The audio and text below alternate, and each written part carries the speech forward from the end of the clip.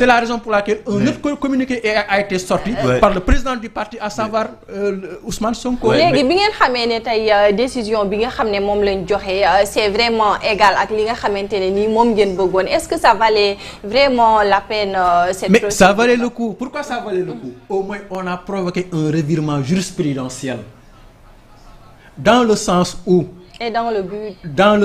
où le pouvoir des députés en matière d'amnistie était illimité.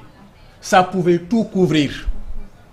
Donc on va créer une sorte, on allait créer une sorte d'impunité parce que chaque régime, parce que loolu noonu c'est-à-dire di nga bàyyoon même tax Sénégal tey bu demee ci occidentaux yi mu ne ko atte ci loolu c'est ça en fait. loolu moom bay sawewu tànk balaa ñuy dem ñun nag suñu mais ñu loolu leer na même Amadou Ba c'est-à-dire que bu ko deful woon sax lépp leer na. loolu mu ñu ko bàyyi Amadou Ba bu ko deful woon lépp leer na. Amadou Ba l'honorable député Amadou Ba numéro 2 a le mérite au moins de la précision de la part du Conseil constitutionnel. mais tey amu ci ndam. amu ci ndam ça signifie quoi? amu ci ndam ça signifie quoi? mais yow liir nga li nga xam te ni moom mooy. décision Conseil constitutionnel su fekkoon ne le Conseil constitutionnel a totalement rejeté mais le Conseil n'a pas totalement rejeté. Tu peux revoir. D'accord. Le Conseil n'a pas totalement rejeté. Le Conseil constitutionnel n'a rejeté que l'article 1er. L'article 1er boo ko voilà. rejeté kay Mais en laissant subsister les autres. mais lu ci desati. Maintenant, là où tout le monde devra se focaliser, c'est tout simplement le considérant 32 et le considérant 31 qui disent que maintenant, ce que nous voulons, nous l'avons obtenu. C'est la poursuite. Vraiment des criminels. Ouais, mais ça mais maintenant, je pense bien que ce qui vous arrange, c'est que justice soit faite, c'est tout. Maintenant, il ne faudrait, c'est ça, je pointe du doigt notre architecture tout simplement législative en la matière. Avant d'amnistier, je pense bien avant d'amnistier, il fallait juger d'abord. Bien sûr. Mais cela n'existe pas dans notre architecture. Mais vous aussi avant d'indemniser, soit avant de faire assistance sociale comme on est côté si vous voulez. Vous avez utilisé deux termes qui n'ont pas la signification. Il faut aussi faire la justice parce que génn ngeen 5 milliards. Vous avez utilisé assistance, indemnisation. Mais ça indemnisation parce que l'erreur assistance c'est social. Parce que je pense bien que l'État peut faire du social. Mais l'erreur mais 5 milliards ngeen génne te jaarul ci justice amul ci benn voie bu légale boo xam te ne jaar na. La voie légale c'est la voie sociale du ministre du ministère du. Mais la justice d'abord. Non. En attendant la justice, on peut faire du social. Monsieur Ndiaye, l'un n'empêche pas l'autre. D'accord. Dès lors que le Conseil constitutionnel a donné sa décision, alors quand est-ce que cela aussi pourrait rentrer en vigueur? Madame Taï, ñi nga xamante ne ni dañu jàpp ne c'était des actes de torture, de barbares.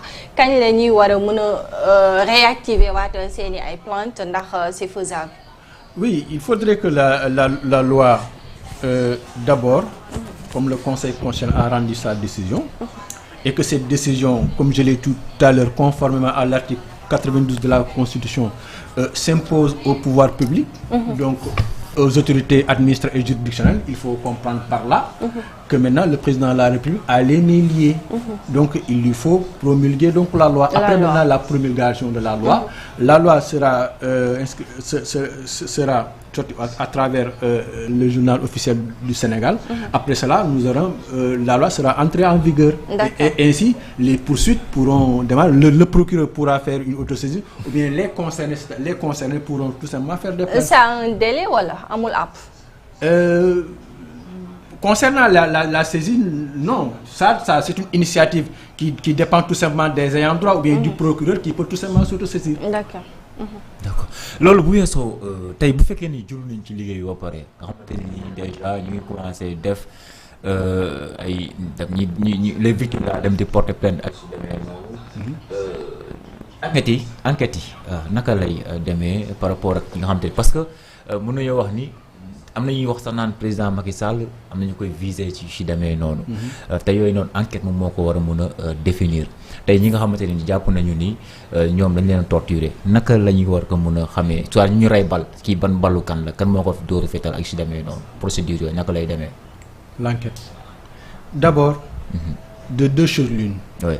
soit le procureur s'autosaisit, soit on dépose, les ayants droit déposent des plaintes. Les deux se recoupent. Pourquoi? Parce que ce sont les enquêtes qui vont déterminer. Bien sûr, ouais. Qui vont déterminer, mais qui seront déterminantes pour voir quelles sont les circonstances de la mort. Et ce sont la procédure pénale et le droit pénal qui va s'appliquer en la matière. Ñu bëri jàpp nañu dañoo viser ay autorités yi fi nekkoon actuellement nii. Mais bon, je ne dis pas ils sont visés, mais quand même. Il nous faut quand même situer des responsabilités. Mais bu ñu situer des responsables est-ce que duñ dem ba ci kaw a kaw ci autorités yi ñu fi nekk nii. Ça c'est l'enquête qui va le déterminer. Mais quand même, il faut quand même se dire que nous sommes dans un état de droit.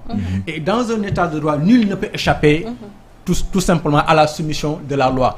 Je vous ai dit dès le départ que le Sénégal, dès le préambule de sa constitution, a proclamé le respect et la consolidation de l'état de droit dans lequel, y compris l'État et les citoyens, sont soumis aux mêmes instruments juridiques sous le contrôle, tout simplement, d'une justice indépendante et impartiale. D'accord. Sinon décision bi conseil constitutionnel ñu si bëri jàpp nañu ni dañ ko war a kiiwaat xoolaat ak ci demee noonu est-ce que jàpp nga ni par rapport ak bu ñu appuyé ci décision bi wala décision yi mos a jël yëpp depuis bu mu fi nekkee conseil constitutionnel est-ce que jàpp nga war nañoo renforcer son contrôle de conventionnalité ak ci demee noonu est-ce que jàpp nga soit ñu élargir li nga xam ne mooy conseil constitutionnel gën koo yokk doole ak ci demee noonu.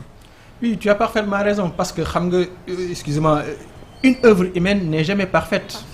Et le conseil constitutionnel aussi, c'est l'œuvre des hommes. Et une loi n'est pas faite ad vitam aeternam.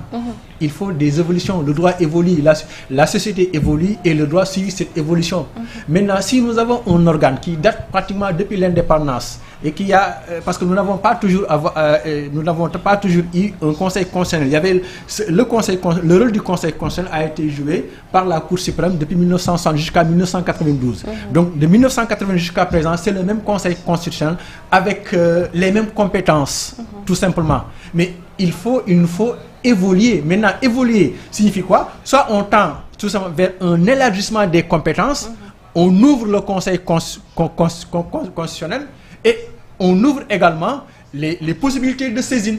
Parce que le conseil constitutionnel ne peut être saisi que par le président de la République et par les députés. D'accord.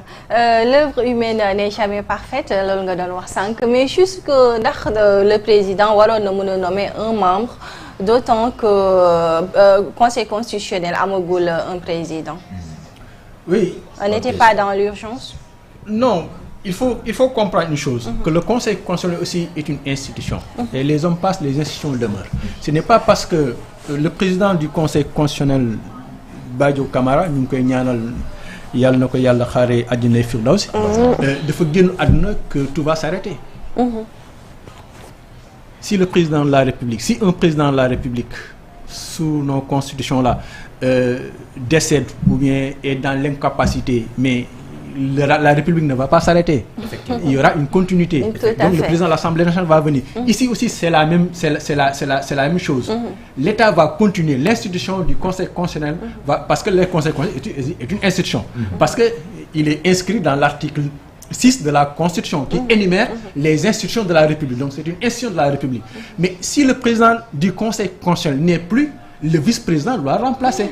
Certes, on a vu que commencé woon na sax di wéyal liggéey bi ndax seen décision bi ñu jël keroog fa lañ ko jëlee en l'absence du président, mais je pense bien aussi que bu fekkente ne nit ki dafa génn àdduna ba tey am na une semaine ñi ngi dugg ay deuxième semaine affaire yooyu waroon nañ ko mën a tabb au moins. On n'était pas dans l'urgence peut-être de remplacer quelqu'un boo xamante ne dafa war a dem retraite alors que poste présidence bi c'est toujours vacant. Oui, soxna Koura sa xalaat nga wax foofu. sama xalaat. C'est une préoccupation des Sénégalais. C'est sama xalaat nga wax. Fii les choses sont orthonormées comme du papier à musique. L'institution est composée de 7 membres. Il y a un président de la République, il y a le président qui est nommé par le président de la République. Vous savez. Mais ici, ce qui est important, c'est le quorum pour continuer le travail. Le quorum, c'est 4. Dès l'instant qu'on a 4 juges constitutionnels, le travail continue. Maintenant, peu importe le président a nommé, n'a pas encore nommé, mais le travail continue. Fait tout simplement qu'il soit 4, qu'il soit 5, qu'il soit 6, n'entraîne en rien, ne vicie. C'est-à-dire, ne crée pas de désordre au niveau donc du travail. On peut toujours dire que Michoud le président de la République. Hein? Ouais, ça c'est toi qui dis. C'est le quorum inférieur à 4 membres. Non, quand tu dis quorum, si tu n'as pas le quorum, tu ne vas pas statuer valable. Oui, oui. Parce que c'est une jurisprudence. Ok. D'accord. Man, sama benn préoccupation moi que tay buñu duggé ci actualité politique, on a vu le président hier, il a présidé le Moudane def ca Diamniadio. Alors jamono yoyu ñi ngi gis des licenciements de gauche à droite. Est-ce que vraiment ñaar yoyu mengo na avant ñu ñëw ci dialogue politique? Xam nga la plupart du temps on parle de licenciements. Mais est-ce que réellement ce sont des licenciements? Des contrats à terme. Ce sont la plupart du temps des contrats à terme. Mais quelqu'un qui a un CDI, on ne peut pas du jour au lendemain, mais nous sommes dans un état de droit. On ne peut pas du jour au lendemain vraiment dire quelqu'un qui a un CDI, reste chez toi. Ce n'est pas possible comme ça. Mais le contrat à terme, mais si tout ne peut pas être un contrat à terme, il y a des départs négociés. Ça existe, non? Alors, on fait des départs négociés comme on l'a fait au niveau du de la CDC. Avec Fadilou Keïta. Fadilou Keïta. Donc, vous voyez. Mais tel n'est pas le cas qui y a une ancienne société, c'est une entreprise. Dans quelle société? Il va à Grand Théâtre. Déjà, Grand Théâtre, là, alors. Oui.